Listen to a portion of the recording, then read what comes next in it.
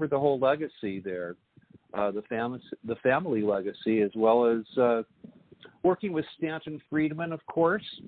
I was kind of her left-hand man, right-hand man, and she was not sure if it was left or right, but they worked as a pair on quite a few books, co-authors, and the book that they co-wrote about Betty and Barney Hill's experience is one of the very best out there, and I highly recommend any of her books, as well as Denise Stoner.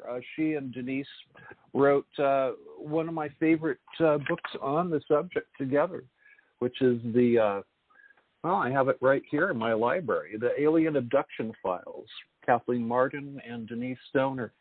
Both colleagues of mine in MUFON's experience resource team, and both people that I consider mentors and that I look up to truly with all my heart, and just very proud to be working with them.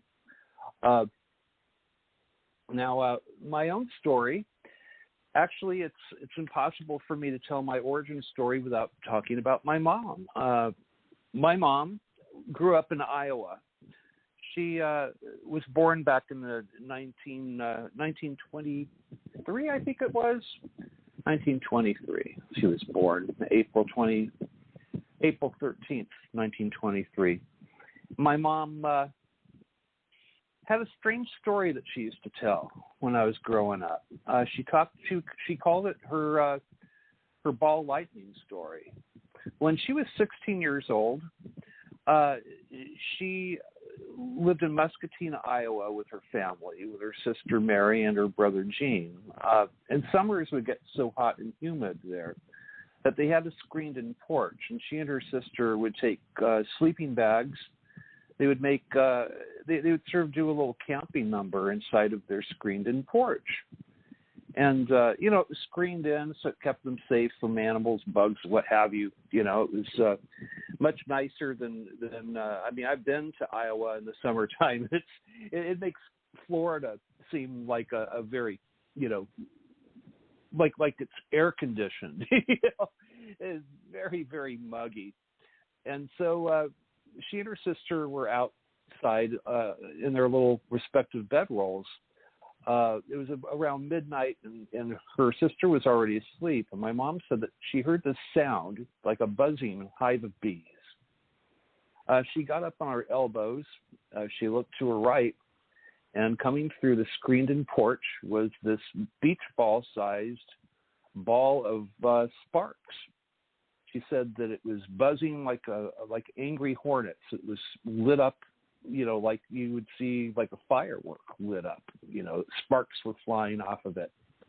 That it pushed its way through the screened-in porch, through the screen, and while retaining its shape, didn't fall apart, didn't explode or anything like that. Usually, if you have lightning, as soon as it hits something, that's the end of it. It's the end of the phenomenon. But this retained its shape, and it pushed its way through the screen, and it moved off towards her sister and was hovering there over her sister, just not doing anything else except just hanging there as though it were observing or something. My mom at this point was quite intrigued. She was up on her, semi-recumbent in her sleeping roll on her elbows and looking at this thing, and it came over to where she was. She said that it came within about a foot away from her face. It was almost like eye level, where she felt like they were looking at each other somehow or another. But she called this ball lightning, and she didn't insinuate that it was anything more than that in when she would talk about this. Anyhow, it hung there for a few seconds, and then it went back to the screen and pushed its way back through the same way that it pushed its way in. Again, it was throwing sparks off. It was buzzing away. My mom got up, and she opened up the door, in the screen, and she ran after this thing. She said that she followed it out into her neighbor's cornfield. she got out to the cornfield. She said that this was about 30 feet in the air above her, almost as though it were waiting there for her. She got to where she was right under this ball of sparks. Again, she's looking up at this thing, and she said that it suddenly popped like you would see a soap bubble pop. That it popped, and that you smelled electricity in the air. She said it smelled like an electric train transformer, which would be ozone. And that was the end of my mom's story. But she told it, quite a few times through my life. I'd even ask her to talk about it sometimes. It's such a strange story, and she believed it was ball lightning. But since then, I've spoken with our mutual friend, TJ. I've spoken with Irina Scott about ball lightning. You know that she has a book where she writes, inside the lightning ball. And she actually did see ball lightning at one point in her life.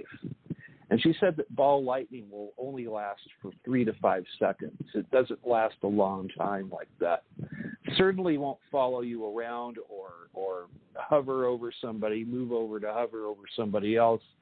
That it was under intelligent control. And that's the way that I look at it now too. I believe that was a contact event that my mom had. Why was she picked for this? I don't know. Now, it may have had something to do with what happened later on in her life as she got older, as she worked for Howard Hughes at Hughes Aircraft. Anyway, that's the first story. Can you? Are you there, TJ? Because I can't hear you. Yeah, I'm muted. I forgot to tell you that. Okay. I just want to make sure. Yeah. We wanted to make sure we're okay here. It's very quiet. But okay. So my mom. Okay, sure. That's the well, one let story. Let me tell you that I don't know if you know it, but I have a ball of light that came into my house while my husband was alive, and I wrote that on UFO Digest.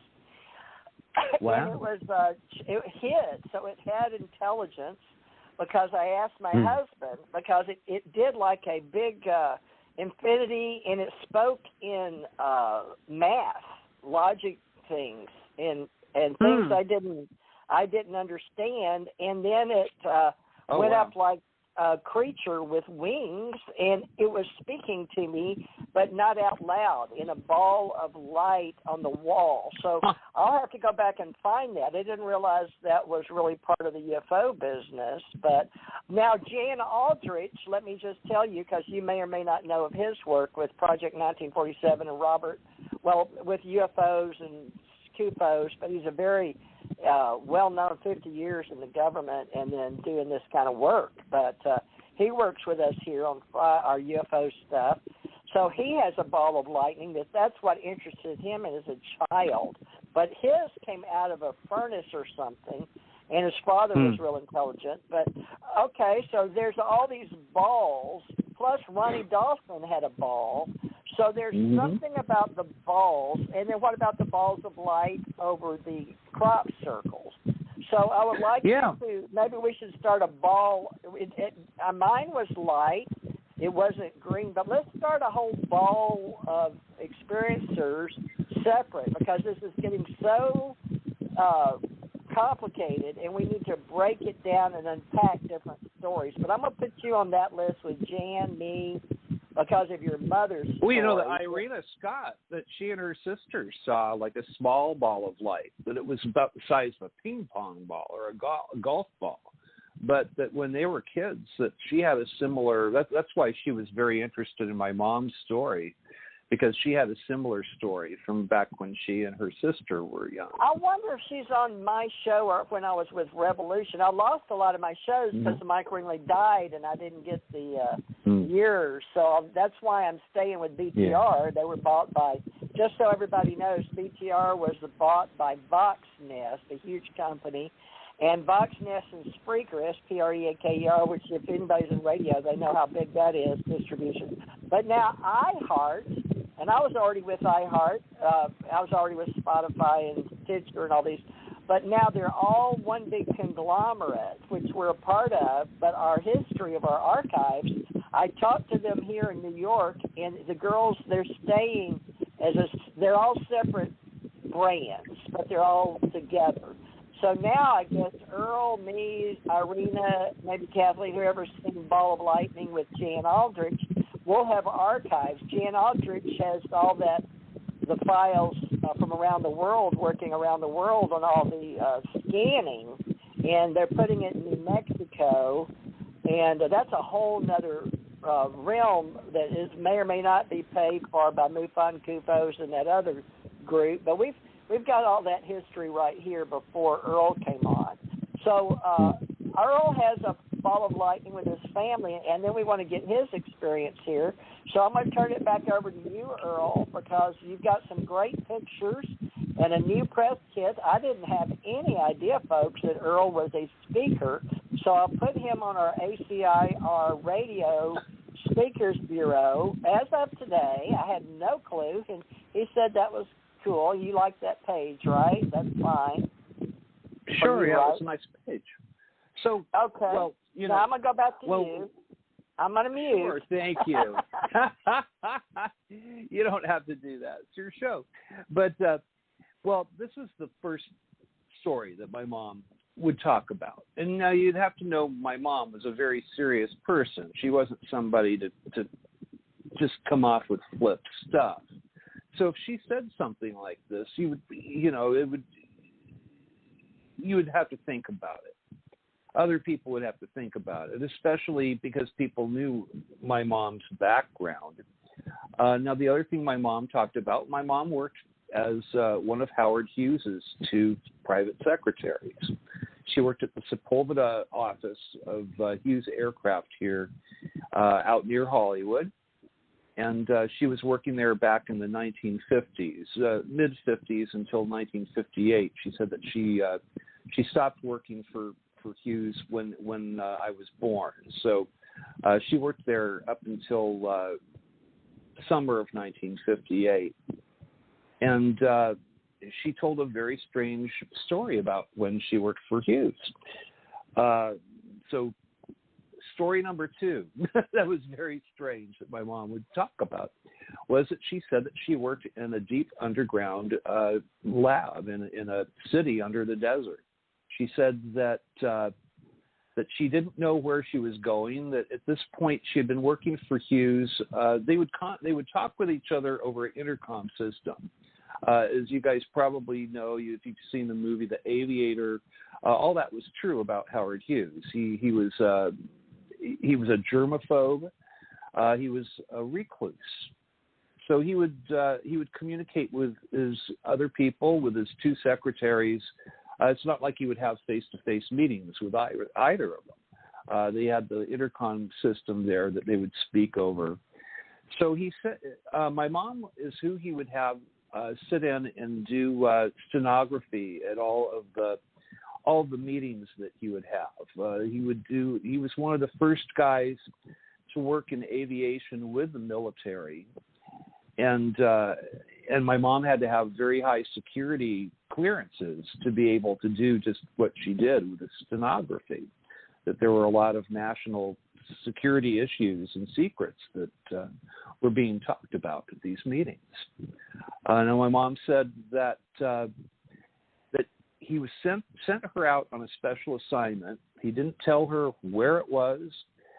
He didn't really tell her a whole lot about anything, except that they flew her out to the middle of nowhere, is how she described it. She didn't say which desert it was. She just said the Great American Desert. I tried to pinpoint her down. I wanted to know if it was Area 51, if it was Edwards, if it was White Sands. She wouldn't go there. She wouldn't talk about that. So my mom was careful about how much information she actually did disseminate to even myself. And now that's the first time she talked about this. I was maybe 5 years old. Later on, my mom said, well, I didn't think that you would remember. I thought you were safe to talk to, but you remembered everything. It was kind of to her chagrin that I remembered everything, that she was not supposed to talk about what she knew. But she was flown out to the middle of nowhere, the Great American Desert, as she described it. She said that there was a little shack that she had a security detail that went with her, that they